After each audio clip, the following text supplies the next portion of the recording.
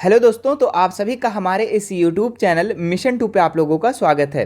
तो बच्चों, आज हम क्लास 9th का सामाजिक विज्ञान का model paper weekly test model paper set 4 को करने जा रहे हैं। ठीक है, जो आपके स्कूल में साप्ताहिक परीक्षा वीकली टेस्ट लिया जा रहा है रेल प्रोजेक्ट के द्वारा, उसका आज हम सामाजिक विज्ञान के मॉडल पेपर सेट 4 को करेंगे। ठीक है, इससे पहले बच्चों आप लोग का 3 और सेट हम अपने चैनल पे करा रखे हैं। यदि आप उसे नहीं देखे हैं तो उसे भी जाकर इस वीडियो के बाद में आप लोग देख लेंगे। ठीक है, उसका लिंक मैं डिस्क्रिप्शन में डाल दूंगा, या फिर अगर वहां पे नहीं मिल पाता है तो मैं एक व्हाट्सअप नंबर दे रहा हूं। ठीक है, वहां पे आप हमें मैसेज कर देंगे और लिंक मांगेंगे तो मैं चारों पांचों लिंक एक जगह दे दूंगा। ठीक है, नंबर लिखिएगा। ठीक है, 94 31 72 ठीक है, इस नंबर पे आप हमें मैसेज कर देंगे। ठीक है, इस नंबर पे मैसेज करेंगे और ग्रुप में भी हम जोड़ देंगे। ठीक है, ताकि आप अपने बोर्ड एग्जाम का तैयारी अच्छे तरीके से कर सके। चलिए शुरू करते हैं इसके सारे क्वेश्चन को। ठीक है, मॉडल पेपर आपके टेस्ट के लिए बहुत ज़्यादा इंपॉर्टेंट है। ठीक है, तो आप सभी मॉडल पेपर को ज़रूर प्रैक्टिस कर लेना। चलिए, इसका सबसे पहला जो क्वेश्चन है मेरे प्यारे बच्चों, सबसे पहला क्वेश्चन क्या दिया हुआ है? गेहूं, चना, जौ आदि किस प्रकार की फसलें हैं? ठीक है, तो गेहूं, चना, जौ जो है ये किस तरीके के फसल है बच्चों? तो ये जो है रबी फसल है। ठीक है, किस तरीके का फसल है? रबी फसल है। ठीक है, याद रखना है आप लोगों को। ठीक है, और खरीफ फसल में क्या क्या आ जाएगा बच्चों? जैसे धान हो गया, मक्का हो गया, ये सब आपका खरीफ फसल में हो जाएगा। ठीक है, तो आपको दोनों चीज को याद रखना है। रबी फसल में गेहूं, चना, जौ ये सब हो गया, और खरीफ फसल में धान, मक्का ये सब जो भी आ जाता है। ठीक है, आगे बढ़ते हैं हम लोग दूसरे नंबर सवाल पे। क्या है? पालमपुर गांव के साथ निकटतम कौन सा बड़ा गांव जुड़ा हुआ है? ठीक है, तो पालमपुर के गांव के बगल में जो है बच्चों, निकट में कौन सा जुड़ा हुआ था गांव? वो रायगंज गांव जुड़ा हुआ था। ठीक है, ऑप्शन नंबर 20 का बिल्कुल राइट हो जाएगा। चलिए नेक्स्ट सवाल देखो यहाँ पे, हरित क्रांति की मुख्य विशेषता क्या है? ठीक है, तो हरित क्रांति की क्या विशेषता है बच्चों? तो ये गेहूं और चावल के अप्रत्याशित वृद्धि, यानी कि गेहूं और चावल में उत्पादन में वृद्धि का ये विशेषता है बच्चों। तो ऑप्शन नंबर ए इसका बिल्कुल राइट हो जाएगा। चलिए नेक्स्ट सवाल देखो यहाँ पे, HIV, ठीक है, का क्या तात्पर्य है? ठीक है, तो ये हाइब्रिड बीज है बच्चों। ठीक है, इसका मतलब क्या होता है कि अधिक उत्पादन करने वाले बीज। ठीक है, जो ज्यादा उत्पादन करता है। जैसे हाइब्रिड बीज आप अगर टमाटर लगाते हो तो बहुत ज्यादा टमाटर होता है। ठीक है, और वही देहाती लगाते हो तो वो कम उत्पादन होता है। ठीक है, तो हाइब्रिड बीज यही होता है। ठीक है, ऑप्शन नंबर ए इसका बिल्कुल राइट हो जाएगा।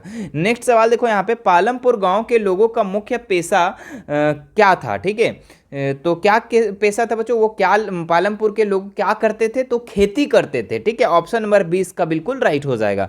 चलिए नेक्स्ट सवाल देखो यहाँ पे, पालमपुर गांव में कितनी प्रतिशत जनता खेती पर आश्रित थी?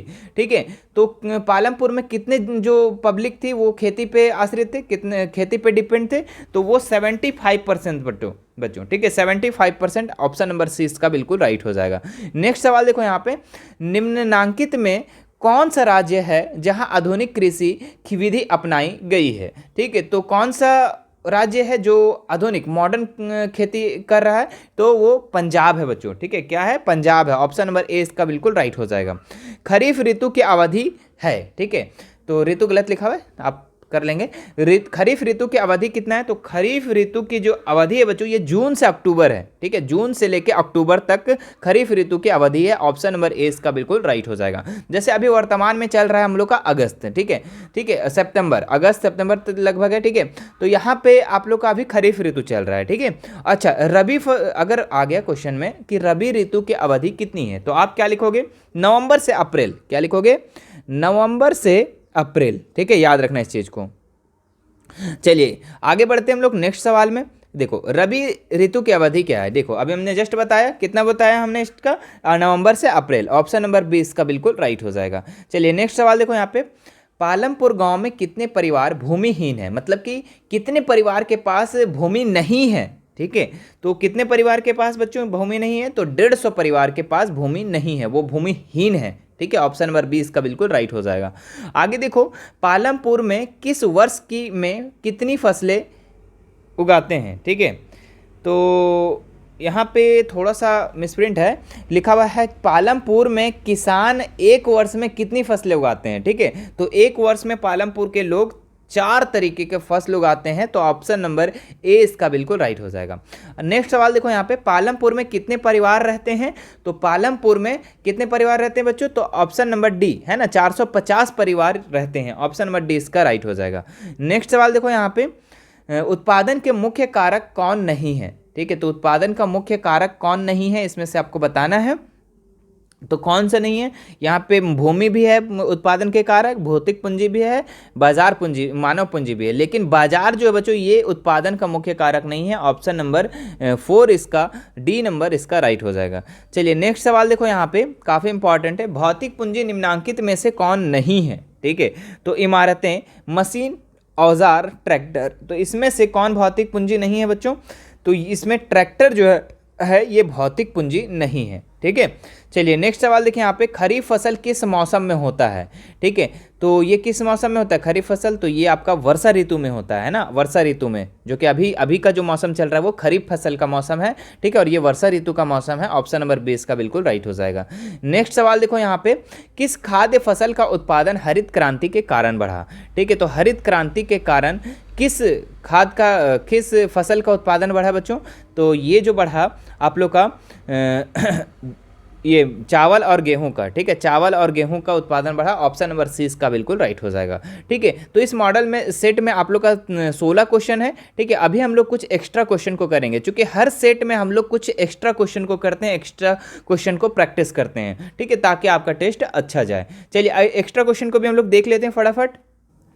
चलिए एक्स्ट्रा क्वेश्चन का सबसे पहला जो क्वेश्चन है बच्चों, ठीक है, वो है पालमपुर का मुख्य सिंचाई का स्रोत क्या था। ठीक है, तो पालमपुर में किस चीज़ से पानी पटाते थे, सिंचाई कैसे करते थे, तो वो नलकूप के द्वारा करते थे। ऑप्शन नंबर 4 इसका राइट हो जाएगा। ठीक है बच्चों, अगर वीडियो आपको अच्छा लग रही है, ठीक है, अच्छी लग रही है, तो आप हमें इस वीडियो को लाइक ज़रूर करेंगे। ठीक है, और सभी बच्चों को शेयर कर देंगे। ठीक है, जो वीकली टेस्ट की तैयारी कर रहे हैं, फाइनल बोर्ड का तैयारी करेंगे, ठीक है, जो 9th में है, 10th में, सभी लोगों को शेयर कर दे। ठीक है, टेंशन नहीं लेना है। चलो अगला क्वेश्चन देखो, यहाँ पे हरित क्रांति क्या है। ठीक है, तो हरित क्रांति बच्चों ये कृषि में विकास है। ठीक है, कृषि में विकास के लिए हरित क्रांति लाया गया था। ठीक है, ऑप्शन नंबर 1 इसका राइट हो जाएगा। चलिए तीसरा नंबर सवाल देखो, यहाँ पे आर्थिक क्रियाएं कितने प्रकार की होती है, तो आर्थिक क्रियाएं बच्चों 2 प्रकार की होती है, आपको याद रखना है। ऑप्शन नंबर 1 इसका राइट हो जाएगा। चलिए आगे देखते हैं हम लोग, 2 हेक्टेयर से अधिक भूमि पर कृषि करने वाले कितने परिवार पालमपुर में हैं। ठीक है, तो 2 हेक्टेयर से जिसके पास ज़्यादा भूमि था बच्चों वो 60 परिवार थे। ठीक है, ऑप्शन नंबर 2 इसका राइट हो जाएगा। चलिए नेक्स्ट सवाल देखो, यहाँ पे पालमपुर में काम करने वाले कितने प्रतिशत लोग गैर कृषि कार्य में लगे हुए थे, मतलब कि कृषि में नहीं। ठीक है, जो गैर कृषि मतलब बिजनेस वगैरह में, तो कितने % लोग, तो ये 25% लोग जो थे ये गैर कृषि में थे। ऑप्शन नंबर 3 इसका राइट हो जाएगा। नेक्स्ट सवाल देखो, यहाँ पे जीविका चलाने के लिए कितने प्रकार के कार्य किए जाते हैं, तो ये 2 प्रकार के किए जाते हैं बच्चों। ठीक है, एक कृषि, एक गैर कृषि। ठीक है, चलिए नेक्स्ट सवाल देखो, यहाँ पे 7 नंबर, पालमपुर के लोग किस निकटवर्ती बड़े गांव को दूध बेचते थे। ठीक है, तो पालमपुर के एक निकट जो गांव था रायगंज, उसी में वो दूध बेचते थे बच्चों। ऑप्शन नंबर 4 इसका राइट हो जाएगा। नेक्स्ट सवाल देखो, यहाँ पे कृषि, पशुपालन, वृक्षारोपण एवं मछली पालन तथा खनन इत्यादि कौन सी क्रियाएं कहलाती है। ठीक है, तो चतुर्थ क्रियाएं, तृतीयक, द्वितीयक, प्राथमिक, तो कृषि वगैरह हो गया, पशुपालन, वृक्षारोपण, मछली पालन, ये सब प्राथमिक क्रियाएं में होती है बच्चों। ठीक है, ठीक है, अच्छा बैंक किस क्रिया में आएगा ये आप हमको बताना। ठीक है, बैंक, सेवा, ये सब किस क्रिया में आएगा ये आपको बताना है। ठीक है, कमेंट करके। चलिए नेक्स्ट सवाल देखो, यहाँ पे निम्नांकित में कौन सा सबसे अधिक श्रम आधारित क्षेत्र है। ठीक है, तो सबसे ज़्यादा परिश्रम किस में करना पड़ता है बच्चों, सबसे ज़्यादा मेहनत किस में, तो कृषि में है। ऑप्शन नंबर 1 इसका राइट आंसर हो जाएगा। चलिए नेक्स्ट सवाल देखो, यहाँ पे क्या लिखा हुआ, भारत में आधुनिक कृषि सर्वप्रथम कहाँ आरंभ की गई। तो भारत में जो सबसे पहले जो कृषि, आधुनिक मॉडर्न कृषि जो हुआ वो कहाँ पे हुआ, तो पंजाब, हरियाणा, पश्चिम और उत्तर प्रदेश में। ठीक है, पश्चिमी उत्तर प्रदेश में। तो ऑप्शन नंबर 1 इसका राइट आंसर हो जाएगा। चलिए आगे देखते हैं हम लोग। नेक्स्ट सवाल, 1960 की हरित क्रांति किसके साथ जुड़ी थी। तो हरित क्रांति कब आया था, 1960 में आया था, और ये किसके साथ जुड़ा हुआ था, तो ये HYV बीजों का प्रयोग, मतलब हाइब्रिड बीज का प्रयोग। ठीक है, ये बढ़ावा दिया था हाइब्रिड बीज का प्रयोग का। ठीक है, ताकि ज़्यादा से ज़्यादा उत्पादन हो। ठीक है, श्वेत क्रांति से आप क्या समझते हैं, काफ़ी लॉलीपॉप सवाल है ये, दुग्ध उत्पादन में वृद्धि। ठीक है, श्वेत क्रांति, ऑप्शन नंबर 1 इसका राइट आंसर हो जाएगा। आगे देखो, हरित क्रांति की शुरुआत कब हुई। ठीक है, अभी हमने जस्ट बताया 1960 में, हरित क्रांति 1960 में। चलिए नेक्स्ट सवाल देखो, यहाँ पे रायगंज पालमपुर से कितनी दूरी पर है, तो रायगंज जो है ये पालमपुर से 3 किलोमीटर की दूरी पर है बच्चों, ठीक है। ऑप्शन नंबर 1 इसका राइट हो जाएगा। चलिए नेक्स्ट सवाल देखो यहाँ पे, क्या हरित क्रांति हमें खाद्यान्न में आत्मनिर्भर बना दिया? ठीक है, तो हाँ बिल्कुल, ठीक है। हरित क्रांति जब से आया तो हमें आत्मनिर्भर बना दिया, मतलब कि हम लोग को कहीं पे लेना देना नहीं था, ठीक है, नहीं लेना देना है, हम लोग खुद से उत्पादन करके अपना जीविका यापन कर सकते हैं, ठीक है। चलिए नेक्स्ट सवाल देखो यहाँ पे, क्या लिखा हुआ है, भारत की संपूर्ण जनसंख्या का लगभग कितना प्रतिशत भाग ग्रामीण क्षेत्रों में निवास करता है? ठीक है, तो भारत में जितने जनसंख्या है उसमें से कितना परसेंट लोग जो है ये गांव में रहते हैं? ठीक है, तो लगभग 75% बच्चों, लगभग 75% लोग गांव में रहते हैं, याद रखना है। नेक्स्ट सवाल देखो यहाँ पे, मदर डेयरी कहाँ की एक महत्वपूर्ण सहकारी संस्था है? तो मदर डेयरी जो बच्चों है ये आपका दिल्ली का संस्था है। ऑप्शन नंबर 4 इसका राइट हो जाएगा। चलिए नेक्स्ट सवाल देखो यहाँ पे, निम्नांकित में कौन सी एक आर्थिक गतिविधि है? ठीक है, तो आर्थिक गतिविधि का मतलब होता है कि ऐसा काम जिससे पैसा मिले, ठीक है। तो आप देखो इसमें से 4 ऑप्शन है, एक एक करके समझाते हैं। अपने घर पर नर्स का काम करना, अच्छा अपने घर पे अगर नर्स का काम करोगे तो पैसा मिलेगा? नहीं, तो ये आर्थिक गतिविधि नहीं है, ये गैर आर्थिक है, ठीक है। स्कूल में शिक्षक का कार्य, हाँ स्कूल में अगर पढ़ाते हैं बच्चों तो ये इससे हम लोग को पैसा मिलता है, तो ये हमारा आर्थिक गतिविधि में आ जाएगा। ऑप्शन नंबर 2 इसका राइट हो जाएगा। चलिए 3 और 4 भी देख लो, अपने घर पर डॉक्टर का काम, अच्छा अपने घर में अगर डॉक्टरी काम करेंगे तो पैसा मिलेगा? नहीं मिलेगा, तो ये भी आर्थिक नहीं हुआ, इनमें से कोई नहीं, ठीक है। तो ऑप्शन नंबर 2 इसका राइट हो जाएगा। नेक्स्ट सवाल देखो यहाँ पे, एक वर्ष में किसी भूमि पर एक से ज्यादा फसल पैदा करने को क्या कहा जाता है? तो उसको बोला जाता है बच्चों बहुविधि फसल प्रणाली, ठीक है। ऑप्शन नंबर 4 इसका राइट आंसर हो जाएगा। नेक्स्ट सवाल देखो यहाँ पे, औजार मशीन भवन आदि को क्या कहते हैं? तो औजार मशीन भवन को हम लोग कहते हैं अस्थाई पूंजी, ठीक है। ये फिक्स्ड कैपिटल होता है, क्योंकि हम लोग हर साल अपना औजार मशीन और भवन को चेंज नहीं करते हैं, ठीक है। अस्थाई पूंजी उसे कहते हैं जो एक साल के से ज़्यादा चले, ठीक है, और 1 साल से कम जो चले वो कार्यशील पूंजी में आ जाता है, ठीक है। तो अस्थाई पूंजी जो 1 साल से ज़्यादा चले, फिक्स्ड कैपिटल, ठीक है, जैसे औजार हो गया, मशीन हो गया, कौड़ी कोदाल हो गया, ये सब क्या है? ये सब में अस्थाई पूंजी हो गया, क्योंकि हम लोग साल में नहीं चेंज करते हैं ये सब, ठीक है।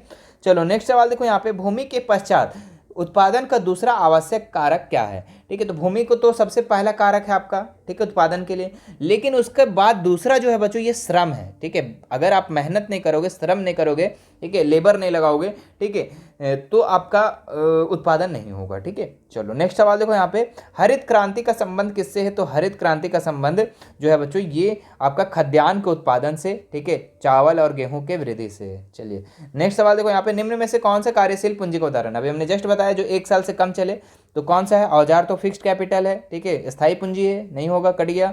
नगद पैसा या कच्चा माल, ठीक है, और यहाँ पे भवन और मशीन, ठीक है, तो ये भवन भी आपका फिक्स्ड कैपिटल है, मशीन भी है, लेकिन नगद पैसा जो है बच्चों ये आपका कार्यशील पूंजी के अंतर्गत आ जाएगा। ऑप्शन नंबर 2 इसका राइट हो जाएगा। चलिए आगे देखते हैं हम लोग। नेक्स्ट सवाल, निम्नांकित में कौन एक गैर कृषि कार्य है? ठीक है, तो खेतों में जुताई करना ये तो कृषि कार्य है, कट गया। सिंचाई करना ये भी कृषि कार्य है, कट गया।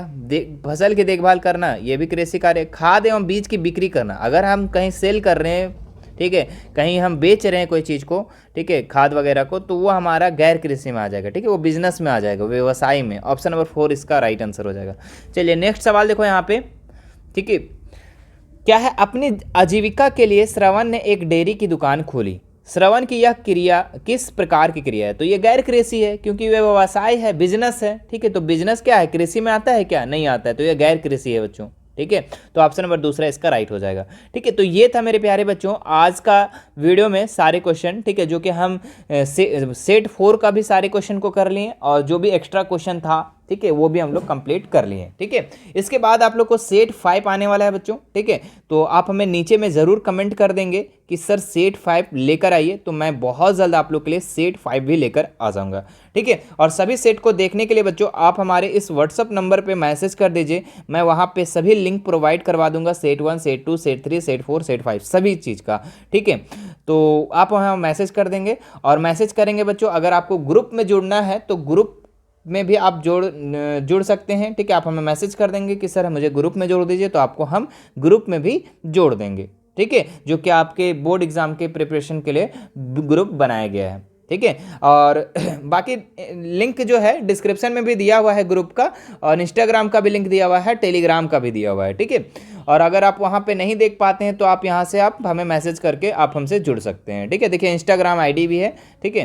तो दिस इज़ कैफ93, ठीक है, वहाँ पे आप हमें मैसेज कर सकते हैं। बाकी कोई भी दिक्कत है बच्चों, ठीक है, मैसेज करें मुझे, ठीक है। और सेट 5 के लिए हमारे चैनल को अगर सब्सक्राइब नहीं किए हैं तो सब्सक्राइब ज़रूर कर लें, ठीक है। और घंटी वाले बटन को भी ज़रूर दबा लेंगे, ठीक है। और शेयर कीजिए, ठीक है, ज़्यादा से ज़्यादा शेयर कीजिए, ठीक है। शेयर करेंगे तो अब थोड़ा सा हम ज़्यादा मेहनत करेंगे आप लोगों के पीछे, ठीक है। ज़्यादा शेयर करेंगे, देखेंगे ज़्यादा रिस्पॉन्स मिल रहा है मुझे, ठीक है, तो मैं आप लोग को बहुत ज़्यादा हेल्प करूँगा, ठीक है। चलिए मिलते हैं नेक्स्ट वीडियो में। Thank you so much.